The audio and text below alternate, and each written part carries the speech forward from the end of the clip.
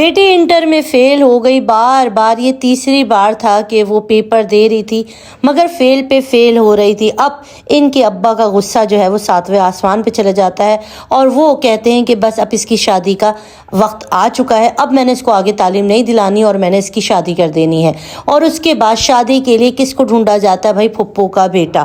फुप्पो का बेटा जो कि यूके के अंदर सेटल था, उसके साथ शादी की जाती है। मगर यहाँ पर जो ड्रामाई सीन होता है ना, इसे सुनने के बाद आपके पैरों तले से ज़मीन निकल जाएगी, क्योंकि कहते हैं ना कि अपना जो है ना मारता है तो साए में रखता है। तो हम कहते हैं कि भाई मारे अपना, मारे ही क्यों और साए में क्यों फेंके? मतलब ये वाली मिसाल मुझे समझ में नहीं आती। अगर अपना है तो मारेगा ही क्यों?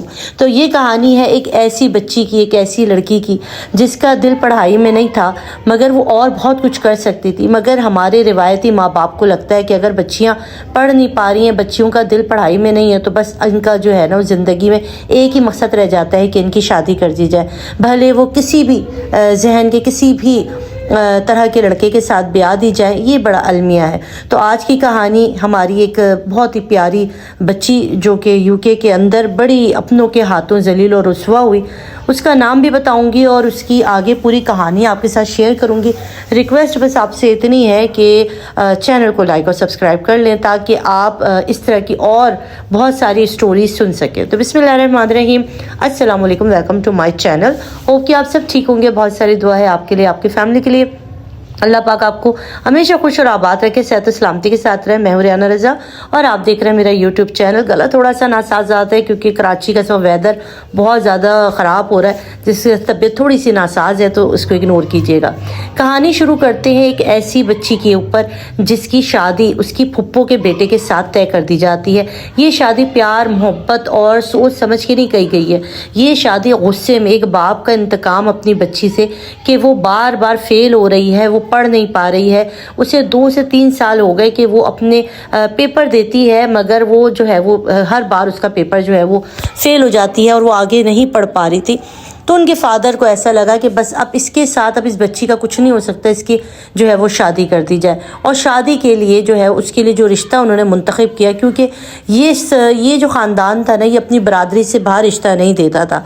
इनको ऐसा लगता था कि इन्हें बस अपनी ही बरादरी में रहना है और बरादरी से बाहर निकल कर जाएंगे तो जैसे कुछ हो जाएगा। तो ये साहब जो है, इनका नाम तौक़ीर अहमद था। तौक़ीर साहब अपनी बरादरी में देखते हैं, और मैं यहाँ पे किसी भी बरादरी का, किसी भी कास्ट का नाम नहीं लूँगी, बड़ी बातें मसले हो जाते हैं, इसलिए उस सब चीज़ों को पोशीदा रखते हुए अब तौक़ीर साहब ने अपनी बेटी जिसका नाम महानूर था, उसका रिश्ता अपनी बहन के घर जो कि यूके में सेटल थी और काफ़ी सालों से यूके में रह रही थी, उनके यहाँ कर दिया जाता है। अभी ना तो ये जानते थे अच्छी तरह, क्योंकि इनकी जो बहन है वो सिर्फ़ और सिर्फ किसी शादी ब्याह में आई और कभी भी अपने बच्चों को अपने हमरा नहीं लाई। अक्सर वो तस्वीरें शेयर करती थी, व्हाट्सएप के ऊपर तस्वीरें भेज देती थी। उससे ज़्यादा इनको नहीं पता था कि ये क्या है, कैसा है, लड़का कैसा है, क्या नहीं करता। एक दो दफ़ा फुप्पो ने इनसे शादी का जिक्र किया, तब तौक़ीर साहब को लगता था कि बच्ची छोटी है, क्योंकि उनका बेटा उम्र में जो है वो महानूर से तकरीबन 12 साल बड़ा था। तो वो इस रिश्ते के लिए वो हामी नहीं भरते थे, कहते थे वक्त आएगा तो देखेंगे। और इसी अच्छे वक्त के इंतज़ार में इनको ये वक्त मिला कि जब महानूर अपनी तालीम को कंप्लीट नहीं कर सकी। महानूर को तालीम के अलावा हर चीज़ का शौक़ था। वो बहुत ज़बरदस्त बेकिंग करती थी, उसको बेकिंग का इतना शौक़ था। वो कुकिंग क्लासेस लेती थी, वो सफाई में, इंटीरियर डेकोर में उसका बहुत ज़बरदस्त उसका दिमाग था। पढ़ाई, मगर उसके फादर चाहते थे कि ये पढ़े, ये कुछ ना कुछ बने, या ये डॉक्टरी कर ले या कुछ इंजीनियरिंग कर ले, मगर वो ये नहीं चाहते थे कि ये लड़की कुछ और करे। ये ज़्यादातर हमारे पाकिस्तान में हम तमाम ही ज़्यादातर पेरेंट्स का है कि वो सिवाय डॉक्टर, इंजीनियर के अलावा अपने बच्चों को कुछ और देखना ही नहीं चाहते। और लड़कियों के मामले में तो उनको कोई ज़्यादा सपोर्ट ही नहीं किया जाता कि वो और कुछ भी बनना चाहती हैं, कुछ और करना चाहती हैं। बस फिर महानूर की रिश्ता तय हो जाता है। महानूर ने बड़ा एहतजाज किया, वो इतनी जल्दी शादी के हक़ में नहीं थी। वो कहती थी कि मुझे अभी बहुत काम करना है, मैं इसी कुकिंग की क्लास को, जो मैं ये बेकिंग कोर्स कर रही हूँ, इसको मैं एक प्रोफेशनली तौर पर करना चाहती हूँ। मगर उसकी किसी ने नहीं सुनी और उसके जो है वो निकाह, फ़ोन के ऊपर ये निकाह किया गया और फ़ोन के ऊपर इस निकाह को अंजाम दिया गया। और उसके बाद रुखसती का वक्त आया। तब जो है फुप्पो जो है अपने बेटे को लेकर पाकिस्तान आती हैं। अब जब निकाह हो चुका था, अब रुखसती के लिए शादी की जो बाकी तकारीब थी उसके लिए इनकी पूरी फैमिली यूके से पाकिस्तान आती है। अच्छा, देखने वालों को लड़का बड़ा प्यारा, खूबसूरत, हैंडसम लगा, मगर उसके अंदर ना कुछ एक बात थी कि वो बड़ा चुप रहता था, खामोश रहता था, एक्स्ट्रा किसी से बात वगैरह नहीं करता था, ज़्यादातर फुप्पो के ही पल्लू से बंधा रहता था, इधर उधर कोई कज़न बुला भी ले तो वो नहीं जाता था। और ये सिर्फ़ और सिर्फ 4 दिन के लिए आए थे। ये बड़ी हौलनाक बात थी कि जिस दिन आए थे उस दिन मेहंदी थी, उसके अगले दिन इनकी बारात थी, और उन्होंने ये कह के वलीमा नहीं किया कि वलीमा हम वहीं पर देंगे क्योंकि यूके में हमारे सारे रिश्तेदार हैं, सारे हमारे जो भी हमारा लिंक लगता है हम उनको देंगे, आप भले शादी कर दें मगर हम वलीमा वगैरह नहीं करेंगे। और शलीमा टाइप का इन्होंने कुछ किया, जो शादी के पैसे भी थे वो भी सारा फुप्पो ने ही दिया, इनके अब्बू ने वो भी खर्च नहीं किया, बहुत मुख्तसर सा उन्होंने खर्चा किया, सारा कुछ बहन करके इनकी प्यारी सी खूबसूरत सी बेटी को ब्याह कर यूके ले गई। अब यूके जाने के बाद इस पर ये राज खुला कि ये जो शख्स था जिसके साथ इसकी शादी हुई थी, ये एक ऐसे मर्ज में मुब्तला था जिसके अंदर इसकी स्पीच ना होने के बराबर थी। ये अपने दिमाग से कोई फीलिंग नहीं थी इसकी। इसको आप ऐसे कह सकते हैं कि ऑटिज़म एक चाइल्ड होता है ना, ऑटिज़म की कोई किस्म थी जिससे ये मतलब इतना ज़्यादा कम्युनिकेट नहीं कर सकता था, अपने फ़ैसले ख़ुद नहीं ले सकता था, या हत्ता कि इसको अगर कोई कपड़े पहनने होते तब भी अपनी वालदा का मुंह देखता था और उसकी वालदा आके कपड़े निकाल कर देती थी कि भाई ये पहन लो और ये जूते। एक ऐसे शख्स के साथ जो कि दिमागी तौर पे काफ़ी छोटा था मानूर से, मानूर के लिए इस चीज़ को एक्सेप्ट करना बड़ा मुश्किल हो जाता है। वो बड़ी हैरान होती। एक तो शुरू के दिन थे शादी के, एक तो उसको समझने में टाइम लगा कि शायद मैं ही मतलब इसको समझ नहीं पा रही, ये शायद मैं ही गलत रिएक्ट कर रही हूँ। तो कुछ अर्सा तो उसको इसको समझने में लग गया कि हो क्या रहा है इस घर में।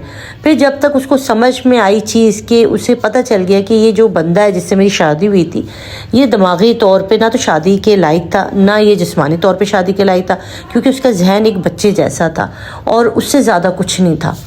वो ये सारी की सारी रुदात अपने फादर को बताना चाहती थी, पर जो इनकी फुप्पो है वो उसके पैरों में गिर जाती हैं, उसके पैर पकड़ लेती हूँ, कहते मेरे भाई का जो है ना वो दिल बंद हो जाएगा, वो मर जाएगा ये ख़बर सुन के, वो मेरे से भी नाराज़ हो जाएगा, तुम भी जाओगी, वैसे ही तुम्हें यहाँ भेज दिया है, वहाँ जाओगी, वहाँ पे कौन अब तुमसे शादी करेगा, तलाक़ याफ्ता से कौन शादी करता है।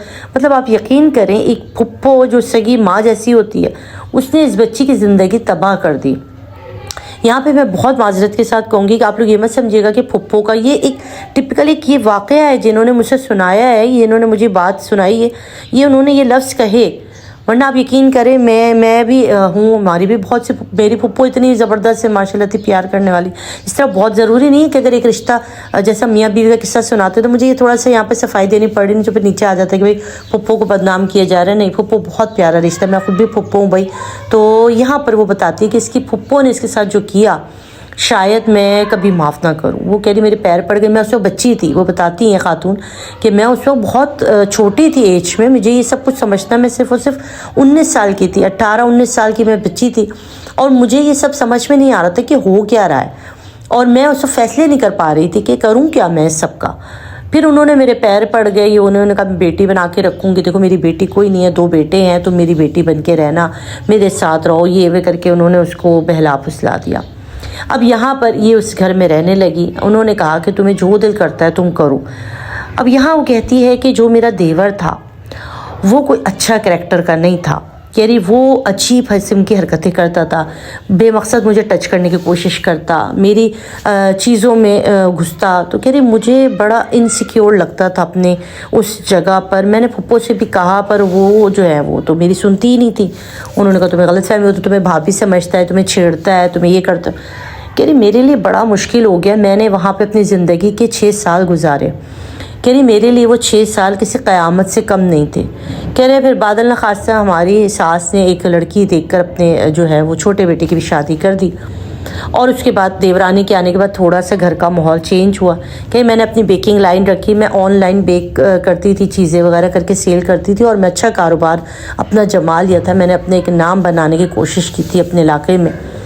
और उसके बाद वो शौहर मेरा होना ना होना बराबर था। मैं अपनी ज़िंदगी की गाड़ी कब तक खींचती।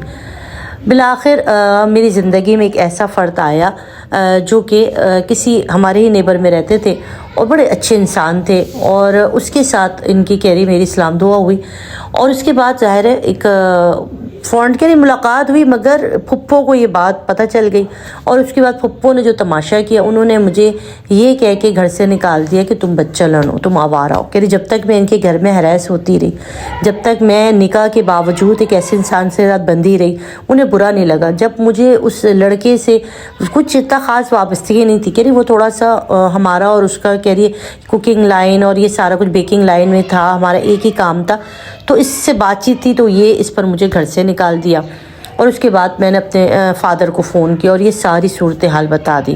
انہوں نے کہا تم پہلی فرصت میں پاکستان آ جاؤ۔ میں نے جو ہے اپنا کروایا، کام وام کروایا، تب تک میں انہی کے گھر رہتی رہی، ان کے ساتھ ان کی والدہ بھی ہوتی تھی، اور اس کے بعد پھر میں نے وہیں پر رہنے کا فیصلہ کیا، اور میں نے پھر وہاں پہ ڈیورس لی، اور ڈیورس میں نے عدالت گئی، عدالت سے مجھے فوراً ڈیورس مل گئی۔ جب میں نے ان کو بتایا میڈیکلی طور پہ میرا شوہر فٹ ہی نہیں ہے، تو فوراً انہوں نے ڈیورس دی، الٹا جرمانہ بھی کیا میری پھپھو کے اوپر جو انہوں نے بھرا، اور اس کے بعد میں نے اس لڑکے سے شادی کر لی، اور آج کہہ رہی ہے میرے 3 بچے ہیں، اور میں اتنی زبردست ماشاءاللہ میں نے زندگی گزاری۔ اللہ تعالیٰ نے مجھے 8 سالوں کا جو ہے وہ بدلہ دیا، اور میں آج بہت ہیپی لائف گزاری ہوں۔ یو کے میں میرا ایک چھوٹا سا بیکنگ کا، ایک کیکس وغیرہ کا ایک چھوٹا سا میرا ایک شاپ بھی ہے، جہاں پہ میں بہت اچھے سے سیلنگ بھی کرتی ہوں، میرا بہت اچھا کام ہے، اور اللہ پاک نے جو ہے بدلہ بھی لیا میری پھپھو کے ساتھ اس دیورانی نے جو کیا، اور ان کی اپنے اوپر جو ہے ایسی ان کے اوپر ایفرٹس، ان کی کہہ رہے جسمانی طور پہ ان پر اتنی بیماریاں آئیں کہ وہ تڑپتی رہیں۔ پھر جب وہ ہاسپٹلائز تھی، میں گئی ملنے، تو مجھ سے معافی مانگی، اور میں نے انہیں پھر معاف بھی کر دیا، اور اب وہ اپنی زندگی میں خوش ہیں۔ تو بے شک اللہ تعالیٰ کی ذات انسان کو نہ ایسے ہی نہیں چھوڑتا، آپ کے صبر کا، آپ کے خلوص کا، محبت کا وہ بے شک صلہ دینے والا۔ آج ان کی زندگی آپ دیکھ لیں، جس نے بھی اپنی زندگیوں میں بہت ارلی ایج پہ سفر کیا، وہ بعد میں بڑے کامیاب ہوتے ہیں، اللہ پاک ان کو کامیاب کر دیتا ہے۔ آپ ضرور بتائیے گا، اپنے کامنٹ دیجیے گا۔ مجھے دے اجازت، اللہ حافظ۔